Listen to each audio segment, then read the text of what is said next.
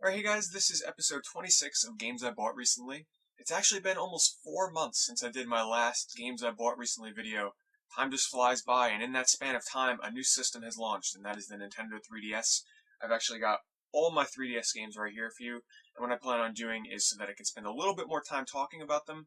I'm going to make this part 1 video here, only 3DS games. So this video, I'm only going to talk about my 3DS games and nothing else, so that saves you the time. If you're not interested in 3DS games, there you go, you don't gotta watch. And if you've been waiting to hear my impressions and thoughts on all my 3DS games and which ones I think are the best and such, well, you're gonna get that in this video. So let's get started here with the best on the top, and that is, of course, the recently released Legend of Zelda Ocarina of Time 3D. What can I say? If you have played Ocarina of Time in the past and you love the game, you can expect the same in this, only with the graphics in this are so improved. It's totally reworked. At first, I was sort of like, I'm going to miss the pre-rendered backgrounds and stuff in Ocarina of Time, but no, let me tell you, once I got my hands on this and I saw the redone graphic engine, it is beautiful. Is it worth buying a 3DS for? I would say if you're a huge Zelda fan and you haven't played the game in a while, definitely it's possibly worth picking up a 3DS for. If you've never played the game before and you've been dying to find out what this game is all about, I'd also say it's quite possibly worth picking up a 3DS for. If you're a big Zelda fan and you've played the game a lot and you're kind of just like, I can maybe wait a little bit on it, and if you don't have a 3DS, then you could probably pass on it because it is basically the same exact game. They do have Master Quest in here, which I've actually never played before, because the last time I actually played Ocarina of Time was back on the N64, probably a good 10 years ago. So I'm really having a fun time working my way through this. I just beat the Dongo. I'm still Kid Link, so I'm still pretty early on in the game. But I've been immensely enjoying my time with this so far. The 3D actually works really well in this game. It doesn't really...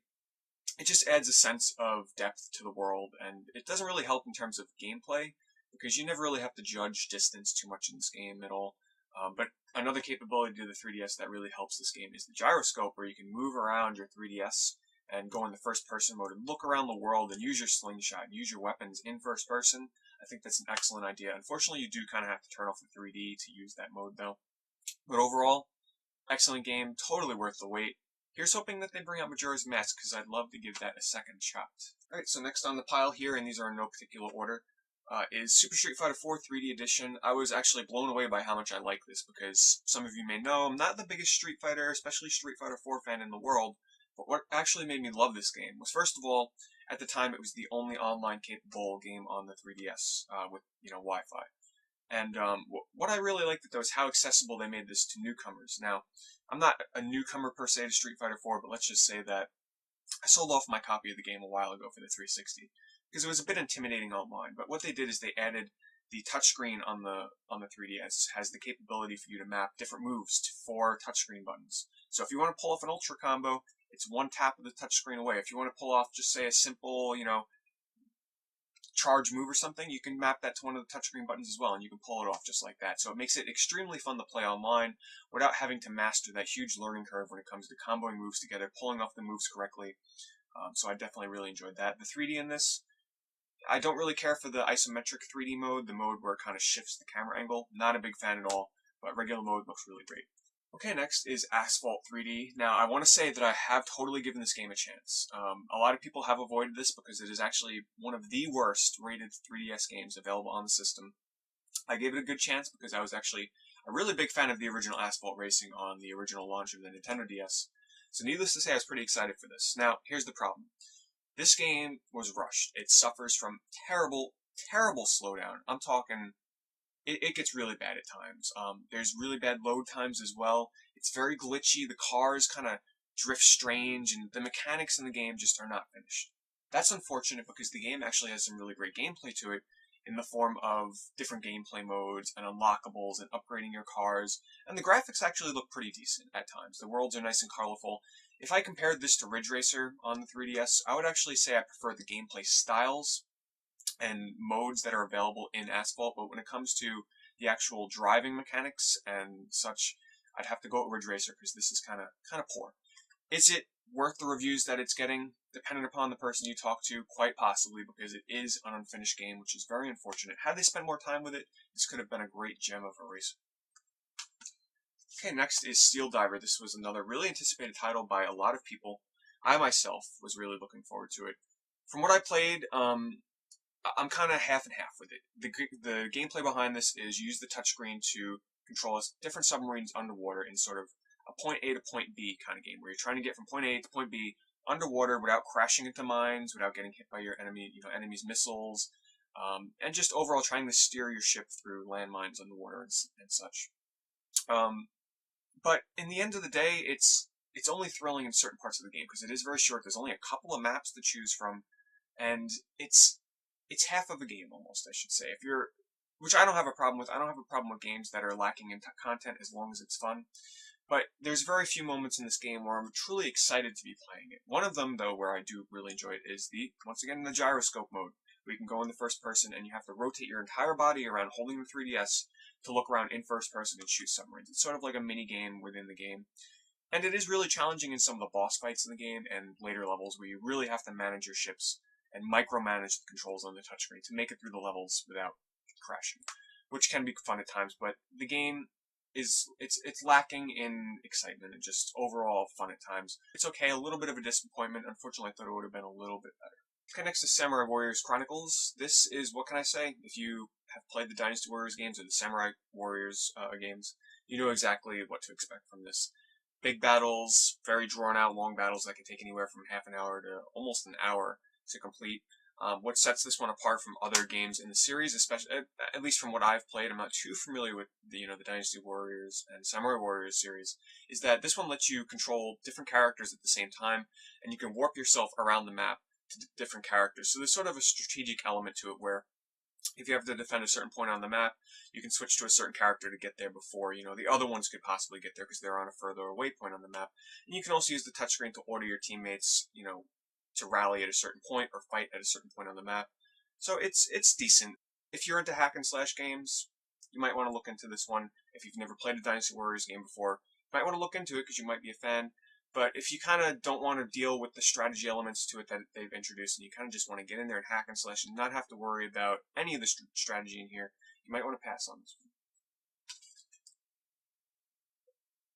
Alright, next is actually one of my very favorite 3DS games. This is an underrated gem, and I urge you all that own a 3DS that have overlooked this game to definitely try it out, and that is Ghost Recon Shadow Wars.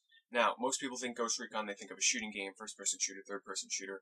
This is actually a strategy game that was developed by, now forgive me, I forget his name, but he was one of the original developers of the XCOM strategy games, which I've never played, but that is a highly regarded game. And this plays, from what I've played, it plays pretty similar to Advance Wars. It's an over-the-head isometric strategy game, and you have different command troops in your squad. Now, it is one of those games where if one of your characters dies, it's game over, you start over again, so there is a lot of strategy involved here. So if your medic's in the field of battle and he gets shot down, you got to start all over, and some of these missions can take about an hour long. And you only have a couple of characters throughout the whole game. It is story-driven, so it's not like Final Fantasy Tactics where you can recruit members over and over. So you have, like a sniper, a guy with a big machine gun, you have the medic, you have the recon soldiers, which is the regular assault rifle, you have the engineer that can plant a turret, all these different classes and characters. Story-wise, they try to flesh it out, but it's overall you just want to get into the action and get to playing it, and I have to say it is a ton of fun. Definitely look into this if you're a fan of strategy games. It's got some really, really fun missions in here. A lot of strategy, a lot of fun. Definitely check out Ghost Recon. Okay, next is one of my biggest disappointments on the 3DS. Not a bad game, but a disappointment for me, and that is, I just picked this up recently when I was at Nintendo World, and that is BlazBlue Continuum Shift 2. Now, let me tell you my two main complaints with this. First of all, there is no online, and I was able to deal with that. I was like, okay, there's no online, I'll play the single player, that's no problem. Now, to set this up, that for those of you that don't know what BlazBlue is, first of all, though, it's a 2D fighting game that was developed by the same developers of Guilty Gear. I have it on the 360. This is the portable version, which will later be coming out, I would hope so, on the consoles and the PSP. This is the 3DS version, obviously in 3D. The 3D is kind of just, it adds a layer of depth with the characters, and the backgrounds are just on two separate planes. Nothing special, nothing too fancy. But here's my problem with the game. It doesn't let you use the circle pad. Now, that wouldn't be too much of a problem if the D-pad on the 3DS was actually comfortable to play with. In my opinion, the D-pad on the 3DS is very awkwardly placed in the bottom left corner of the system. It's kind of small. It just does not feel right when I'm trying to pull off the complex moves that are involved in this game. I tend to play Street Fighter with the circle pad. I just find it a lot easier. especially having the option to switch between the two. But being forced to use the D-pad in this game just does not work. It cramps up my hand, it's very uncomfortable to play, and it makes the moves pretty hard to pull off at times. So really, between those two, it really made me disappointed in this game. It's not lacking in content whatsoever. There's a great story mode, the characters are great, the gameplay is still really great, but those 2 points about it just kind of set me back. If you've never played BlazBlue before, this is not. If you're okay with the D-pad, on the 3DS, definitely check this one out. But for me personally, I was a bit disappointed. Alright, next up we have Pilot Wings Resort. This is a kind of staple game for the 3DS where most people that bought the system at launch, most of them picked up Pilot Wings. And it's a really fun, relaxing game. This was actually my very first Pilot Wings game that I've ever played, so I kind of went into it unbiased. I had nothing to compare it to. I didn't even play Wii Sports Resort, which is actually what the island in this game is based off of. So I went into it with a really fresh mind, and I have to say I was actually pleasantly surprised. Is it lacking in content? Maybe a little bit. There's not too much to do in the game besides, try and gold star and 100% all the content in the game and get the best scores and times that you can. But it's just a lot of fun to fly around. It's a very relaxing game, playing, with the jetpack and the glider and just gliding through the loops in the world. And it's just a very great game to look at. It's very beautiful. And the 3D in Pilot Wings is actually really great. It helps complement the game really well, and it helps judge depth and distance, which is actually really useful in this game. So if you're looking for a game that's actually going to show you what the 3D is capable of in the 3DS, this is one to check out. Okay, next is Super Monkey Ball 3D. I actually did a video review of this, so I won't go too far into it. But I'll just say that it's very lacking into content. You can beat this game extremely fast. It's a very dumbed-down version of Super Monkey Ball. I'm disappointed in where the series has gone since the GameCube, and even though they have some mini-games in here like Racing and Monkey Ball Fight, which is like a Smash Brothers kind of game, the main gameplay mode it's over really fast, and there's almost no challenge to it, so unfortunately I was actually pretty disappointed in Super Monkey Ball 3D. Okay, next is Bust-A-Move Universe. I also did a video review of this one, so I won't go too in-depth in it. But for those of you that are fans of puzzle games and, you have a 3DS, definitely check this one out because it's one of the cheaper games available now, and there's really not many puzzle games available on the 3DS. The 3D in the game really doesn't enhance it in any way. It's just sort of a little nice cosmetic effect. And if you're a fan of Bust-A-Move games, this is really, really light on content, honestly. A lot of people are comparing this to something that's almost available on an iPhone that you can buy for like $1 or $2. So the price might be a bit hefty for a game that you can essentially get on a mobile device for a very, very small fraction of the price of this. But if you're not too worried about that, if price isn't an issue for you and you're a fan of Bust-A-Move or puzzle games, this is a pretty fun game to check out. Okay, next is definitely an impulse buy for me. I had no plans on buying this game, but during the launch of the 3DS at the Best Buy in New York City, that Nintendo held there, the official launch event, I got the demo, Nintendogs and Cats.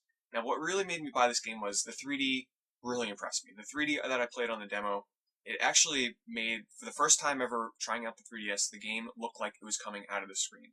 Most games on the 3DS look like they're proceeding into the screen, but this one looked like it was actually coming out. So I was really impressed by that. Have I ever played Nintendogs? Did I ever think ever that I'd be playing this game? No.